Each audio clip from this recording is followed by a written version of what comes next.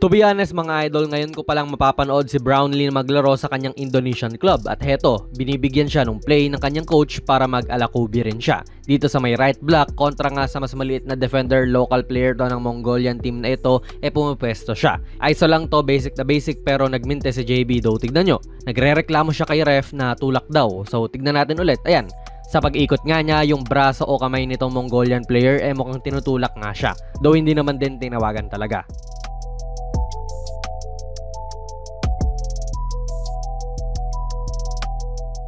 Defensively, medyo iba rin po yung role nito Mas ginagamit siya bilang swingman. Pag sinabi nating swingman, either shooting guard o small forward. Iba kapag sa Pilipinas siya naglalaro na twinner naman siya.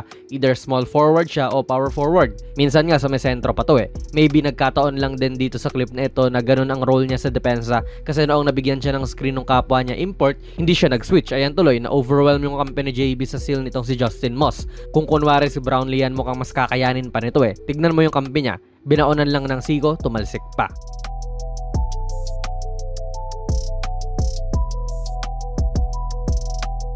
Again, makikita natin dito yung ginagawa nga nilang play para kay JB.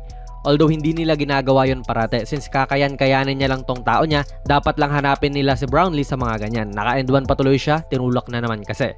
Though mas madalas mga idol yung ganito na off din sa mga kampi niya siya nakakascore. Tulad nga rito na may pick play sa kanan which led sa double team na ito sa Indonesian guard. Kaya rin ang luwag ng depensa rito kay Jawato kasi kakarotate lang sa kanya ulit niyan galing dito sa center ng Pelita. So makakapag-drive talaga siya dyan na maayos. Then ayun, nice drop kay JB.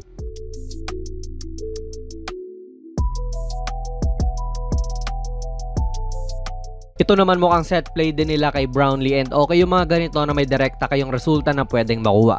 Mula sa dribble handoff kay Prastawa sa kanan, aatake to. So syempre, ang focus ng depensa ay kay Prastawa. Nakatingin na nga tong mga to sa kanya. Though may isa pang ginagawa ang PJ at ito nga ay off-ball screen kay Brownlee rito sa left corner. Good job naman din po ito Mongolia kasi naka-recover din kagad to kay Brownlee. Though kung libre nga siya, malamang ititira niya yan. Sira na ang play pero nakakuha pa rin si Kabayan ng assist.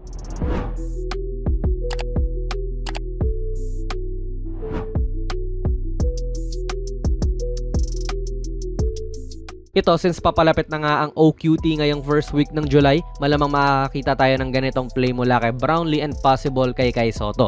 Tamang 2-man game lang ito at kung makikita nga ni Brownlee na nag-show sa kanya tong big man ng kalaban, pwede niya ibigay sa kanyang big man din na may perimeter touch. Pwede nga si Kai Sotto yan o si Carl Tamayo. Napapareklamo rin talaga si JB sa mga no-calls dito sa laro na ito, like ito ang si Moss nakakapit sa kanyang floater. Hindi kasi niya naabot. Nagmintis tuloy and kita niyo siya, nirereklamo yung armbar na yon.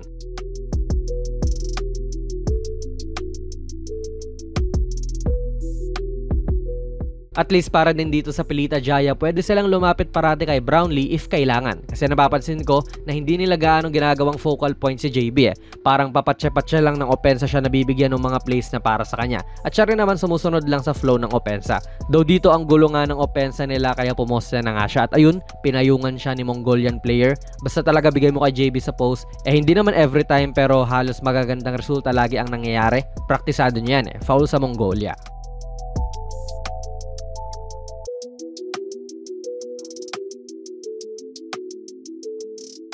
Though dito talaga hinihingi na ni JB ang bola, siguro kung sa Hinebra to na ibigay nila kagad yan. May mismatch na kasi siya kontra sa kanyang tao na guard lang. So nung binigay doon sa isa nilang import, hinihingi niya pa rin at sinabihan niya yon na ibalik na lang doon sa kanilang gwardiya kasi mas maganda ang angulo. Diyan kay Agassi. And make no mistake, tough tong ginawa ni JB at tatlo pa ang pumapalibot sa kanya, binasic lang. Though wala naman din si Brownlee dito mga idol, kulit lang nitong parang instant karma sa Mongolian player na ito. Tignan nyo kasi siya, pagkaikot niya may siko pang kasama. Tinaasan lang siya ng kamay ng defender niya, sabay siya pa yung napuruhan. Sabay hindi lang yan sa kabilang side kagad dahil hindi nga siya nakadepensa, hindi siya bumaba, easy lay-in lang to kay JB. Kanina nga mga idol, diniscuss rin natin yung ginawa nilang depensa at ngayong fourth quarter, pukpuka na, iniba na to ng PJ. Nag-switch na nga si Brownlee dyan kontra kay Moss, na bigman nga ng Mongolia. Kaya naman ni Brownlee yan kahit paminsan And ayan, offensive foul pa yung kalaban. At iniba na rin talaga nila sa opensa dahil ngayon nagbababa na ng bola si JB. Kanina guard talaga ang pinagdadala nila. Quick inverted pick and roll to ni Prastawa at Brownlee at nawala rin talaga ang depensa. Parang Kobe siya rito sa kanyang poster dunk. Lupit talaga. Tignan nyo yung reaction ng crowd. Home court kasi nila to Gulat na gulat.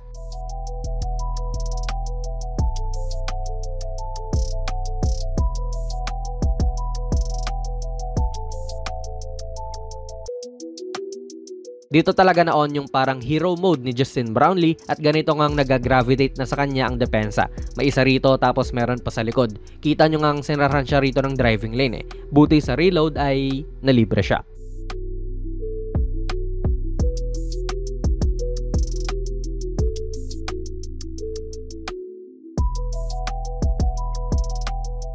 Again, ito rin talaga ang kagandahan na may isa kang Justin Brownlee sa inyong team. Kayang-kaya niya kasing bumuhat talaga at mula sa pick nga, sinulubong siya rito ng big man kaya basta na lang niyang iniwan. Ganun lang kabilis.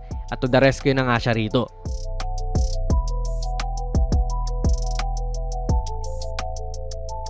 Noong April pa ang laro na ito mga idol sa Basketball Champions League kaya team galing ibang bansa rin ang kalaban nila, galing ng Mongolia.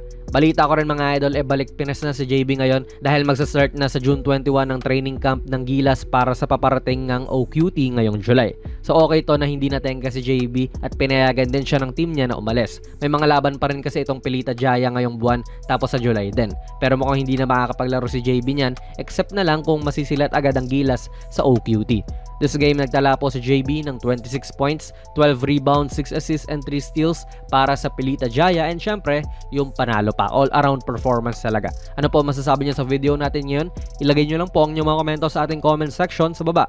Plug na rin natin ang ating very first merch mga idol. Ako ang nag-design nito mala vintage na Kobe shirt. 689 lang yan at ayan po ang nilalaman kapag bumili ka.